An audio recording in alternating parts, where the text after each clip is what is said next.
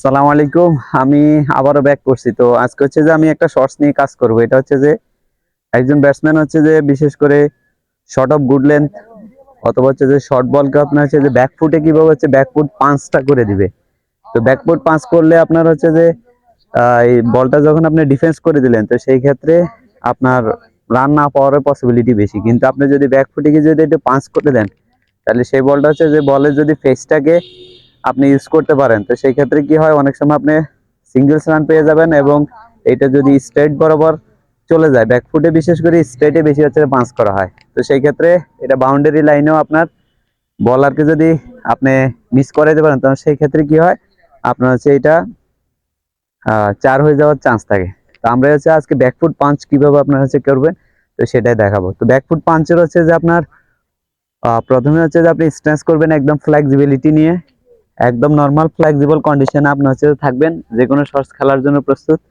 তো সেই ক্ষেত্রে আপনার বডি যখন স্ট্যান্সটা করবেন, স্ট্যান্সটা হবে 8 থেকে 10 ইঞ্চির একটা স্ট্যান্স হবে। তো সেই ক্ষেত্রে আপনি নর্মাল সব শর্টস খেলার জন্য প্রস্তুত।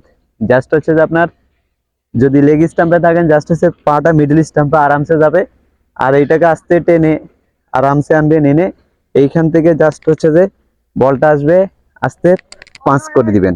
এই আসবে বলটাকে, এই বলের উপরে আসবেন, লাইন এবং লেন্থটা দেখে তার পেসটা ইউজ করবেন, জাস্ট হচ্ছে যে এখান থেকে পাঁচ করে দিবেন।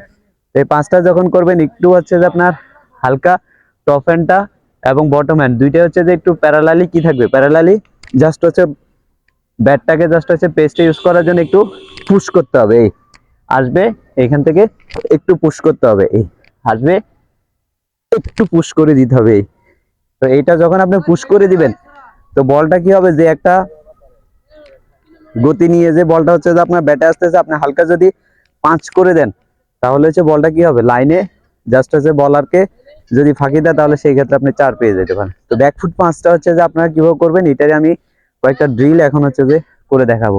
তো শ্যাডোটা হচ্ছে যে এরকম যে আপনি এই শ্যাডোটা বেশি বেশি করে নেবেন, জাস্ট হচ্ছে স্ট্যান্স করবেন নর্মালি, জাস্ট লেগ স্টাম্প থেকে মিডল স্টাম্প অথবা হচ্ছে যে অফ স্টাম্পে পাটা নিবেন, নিয়ে জাস্ট এইখান থেকে পাটা টেনে এনে এই জাস্ট হচ্ছে এইখান থেকে পাঁচ করে দিবেন। এই আসবে এইখান থেকে পাঁচ করবেন। তো এটা হচ্ছে যে লেগ স্টাম্প থেকে আপনি মিডল স্টাম্পে আসতে পারেন বলের লাইন এবং লেন্থ অনুযায়ী। আবার দেখা গেছে আপনি লেগ স্টাম্প থেকে মিডল স্টাম্পে অথবা অফ স্টাম্পে এসেও কি আপনার হচ্ছে যে এটা পাঁচ করতে পারেন। তো আপনি যদি আবার মিডল স্টাম্পে থাকেন তাহলে হচ্ছে আপনার অফ স্টাম্পে এসে সেটাকে আপনি জাস্ট হচ্ছে যে পাঁচ করবেন। এখন এই ক্ষেত্রে এই পাঁচটা যদি করেন, বলের গতি যদি 140 142 অথবা 45 মানে 40-এর অল এভারেজ 130 থেকে 140 অথবা 40-এর উপরে যদি থাকে তো ওই বলগুলো যদি আপনি সময় কম পাবেন, তো সেই ক্ষেত্রে কি হবে, অনেক সময় খুব ছোট করে ফুটওয়ার্ক নিয়ে জাস্ট বলের উপরে আইসতে কি করে পাস করে দিতে হবে। তো এই ক্ষেত্রে আপনি বলের জাস্ট হচ্ছে লাইন এবং লেন্থ আর বলের ফেসের উপর ডিপেন্ড করে আপনার বডি এবং ফুটওয়ার্কটা আপনি সেট করবেন। তো সেটা একটু কম কম হইতে পারে, বেশি হইতে পারে। অনেক সময় কি হয়, আপনি দেখা যাচ্ছে আমরা ট্রিগার করি, প্রথমে ট্রিগার মুভমেন্ট করি, ট্রিগার মুভমেন্ট করার পরে বলের লাইন এবং লেন্থ অনুযায়ী আবার হচ্ছে যে ইনিশিয়াল মুভমেন্ট করি। তো এই যে মুভমেন্ট এটা হচ্ছে যে আপনি বলের লাইন এবং লেন পেসের উপর হচ্ছে ডিপেন্ড করে আপনি হচ্ছে যে সেই মুভমেন্টটা করে নেবেন। সেটা হচ্ছে যে আপনার ফুটওয়ার্কটা অনেক সময় বড় হইতে পারে যেহেতু আপনি ব্যাকে যাচ্ছেন, আবার অনেক সময় সেটা ছোট আকারে নিয়ে হচ্ছে যে আপনি বলটাকে জাস্ট পাঁচ করে দিবেন। অনেক সময় আপনার যদি বলের যদি পেস অনেক বেশি হয় সেই ক্ষেত্রে আপনার জায়গায় দাঁড়াও হচ্ছে যে আপনাকে কি করতে হবে, সেটা হচ্ছে যে পুশ করতে হবে।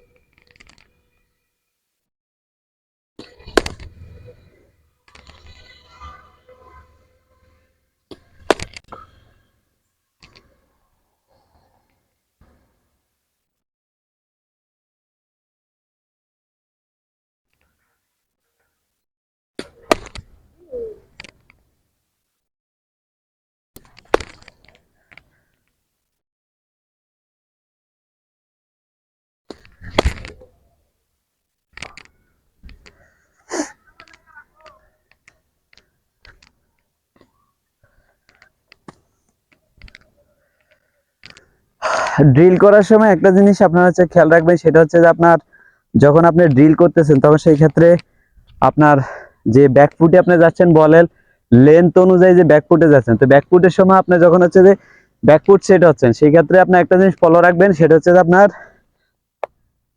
স্ট্যান্স যে কন্ডিশনে থাকতেছেন সেইখানে আপনার এই যে হেড পজিশন, এটা ফ্রিকোয়েন্সিটা চেঞ্জ হবে না, মানে ফ্রিকোয়েন্স করবে না, মানে আপ ডাউন করবে না।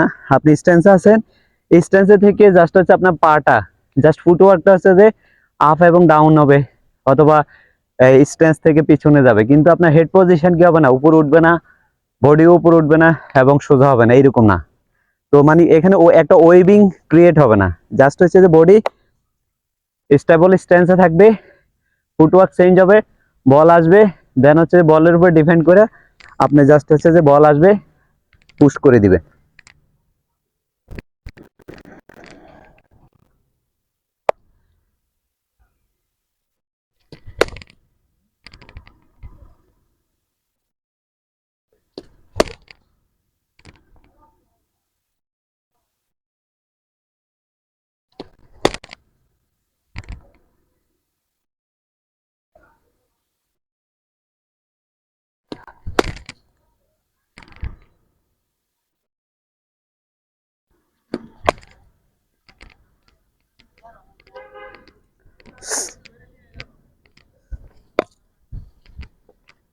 তো এইভাবে হচ্ছে যে আপনারা যদি হচ্ছে ড্রিল গুলা করেন তাহলে হচ্ছে যে আপনার বিশেষ করে বলের উপর যে ফোকাসিং এবং যে ফুটওয়ার্ক যে সেট করা, তারপর হচ্ছে যে আপনার বডির যে ফ্লেক্সিবিলিটি এবং বডির থেকে যে প্রপার সুইংটা বের হয়ে আসা, তো এটা হচ্ছে যে প্রপারলি আপনার হচ্ছে যে পেয়ে যাবেন। তো আশা করি আপনারা যদি হচ্ছে এভাবে শ্যাডো গুলা প্লাস হচ্ছে যদি ড্রিল গুলো অ্যাকুরেট করেন, তাহলে আপনি যখন হচ্ছে যে নেটে অথবা হচ্ছে ম্যাচ খেলবেন বিভিন্ন সিচুয়েশনে, এবং ডে বাই ডে আপনার এই ইমপ্রুভমেন্টটা হচ্ছে যে একেবারেই আপনি অ্যাকুরেটলি এবং কনফিডেন্টলি হচ্ছে যে আপনি ইমপ্রুভ করে নিতে পারেন। এবং শর্টস খেলার সময় বিশেষ করে যখন পাঞ্চিং করবেন তখন সেইখানে আপনার প্রপার সুইংটা এবং বলের ফেসটা কীভাবে ইউজ করতে হয় সেই জিনিসটা হচ্ছে যে আপনার টোটালি আপনার হচ্ছে অ্যাবিলিটির ভিতরে চলে আসবে। তো আশা করি আপনার যদি ন্যূনতম হচ্ছে যে এই টেকনিকটা ভালো লাগে অবশ্যই অ্যাপ্রিসিয়েট করুন। ভালো থাকবেন, আল্লাহ হাফেজ।